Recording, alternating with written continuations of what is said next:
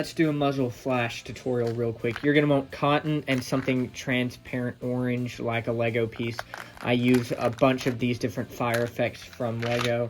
It helps a lot. You can, of course, make a muzzle flash, but this is just the method I prefer because it's the easiest for me. Then I made this futuristic revolver design that has the firing pin as a flick fire missile, and it moves forward and fires, and then it comes back with the recoil and the gases, and then it goes halfway in, ready to be shot again, and then once it is, just the same thing, it repeats. Hope I explained that well. You'll get to see it, though, in depth whenever I start animating. And so now we'll move to the figure. I put a lot of sticky tack on their feet, so once I put them down, they're really not going to move unless I have to pull them up. So I typically wiggle the feet back and forth and then push a little more and then get him in the pose he needs to be in. Then I'll put the revolver in his hand. It's going to be halfway back. So with this animation, I think it looks best if it's one, for the first frame, you move it halfway, and then for the second frame, it's all the way against that Technic piece, and then the next frame, he'll fire, and this will already come back, but we'll get to the animation now. Alright, let's get animating. So I have a clicker here, that way I don't have to actually touch the camera and risk bumping it. So this is the first frame. As you can see, the hammer, firing pin, whatever you want to call it, is about halfway back. And so we're going to have a 2-frame wind up to this shot. And I'm going to be moving the camera around a lot so you can get multiple angles here. So this is the first frame. Then we're going to push it about halfway forward to that Technic piece. That should be good. And there might be a little bit of cylinder rotation. I can't tell, but that cylinder is very loose, so it is possible to have some. I don't see any though, so that's good. There we go. So now it's all the way, and I don't see any movement, so that's good. It moved up a little bit, but that won't be noticeable, and it will actually go with the animation because now we're going to be exaggerating the movement and we'll be moving the whole revolver up. So now we're going to move this back just a little bit, about that much.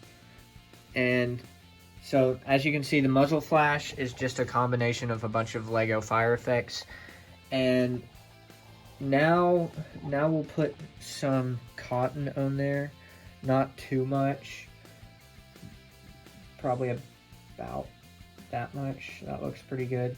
I think I moved the cylinder a little bit. It's not time for it to move just yet. In about 2 frames we'll move it. So now what we're going to do is we're going to move his legs a little bit. As you can see, I'm kind of making him crouch a little bit. Then his head's going to go up. We're going to move him at the shoulder joint, at the elbow a little bit, and then at the wrist.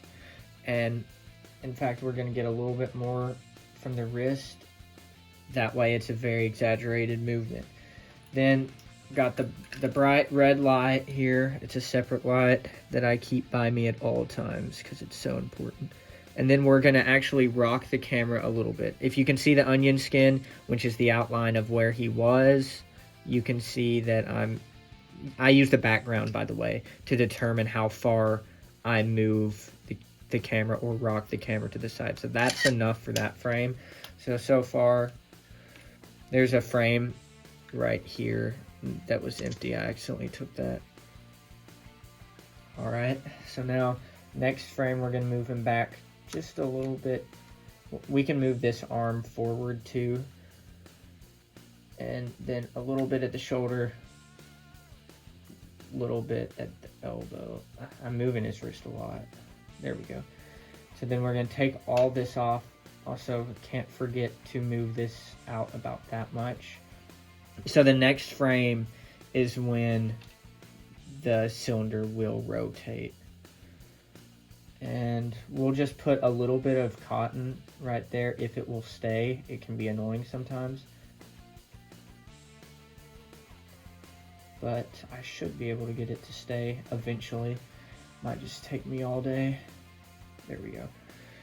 And then with the light, we're going to ease out the light so it's going to be less extreme. And so I'm going to, let me make sure I moved his head. I'll move it a little bit more just in case.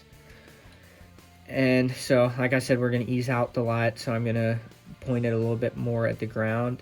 And then we're going to move or rock the camera a little bit more. And now we'll take that out. And now he's actually going to go forward. This is for a fast muzzle flash, by the way. Not for a slow one. You can do a little bit more smooth of a gun or a muzzle flash. It really doesn't matter. It depends on how you want to do it. I actually am going to move the head up a little bit more. So the head is going to linger a little bit. The rest of his body is going to be going forward, but the head is going to have one more frame going backwards. So now the firing pin is all the way back. So I'm going to rotate a little bit of the cylinder. And no light on this frame. So this is a pretty smooth muzzle flash. It won't be too exaggerated, honestly. And so now for the camera rock, it's also going to linger one frame. It's going to go back a little bit more. Just a tiny bit more. So we should be able to, yeah, you can see the movement of the camera if you look in the background. So now we're going to start moving it forward. And his arm is still going to move forward a little bit. Now his head is going to start moving down. And we'll just push in, or well, we can't really push in the firing pin yet because it's in between chambers, or really in between the bullets. And so now we're going to move the camera a little bit forward. And now we can push in the firing pin. This arm can come forward a little bit more. His head can come down. Not quite that much. There we go. And now I'll switch angles just in case you need another angle. And so I'm going to rock the camera back forward a little bit more. And this arm, that's the last movement for it.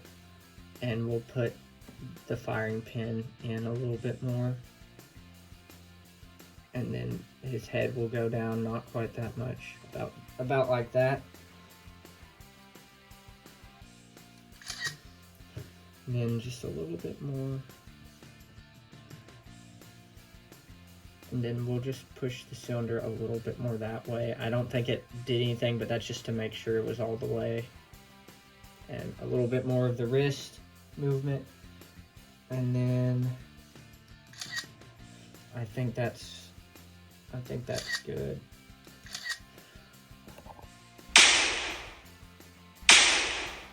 Honestly, that wasn't the best muzzle flash I've ever done, but I think it at least gives you the idea and kind of the concept of how I do my muzzle flashes, and maybe it inspired you to come up with your own way. This is just the way I've started doing it recently. I used to just use a transparent piece with a kind of dim light and would just move the character, but now I like doing the movement with the camera as well because I think it really exaggerates the motion and makes it look a little cooler. But as always, thanks for watching. Please like and subscribe and check out my stop motion series.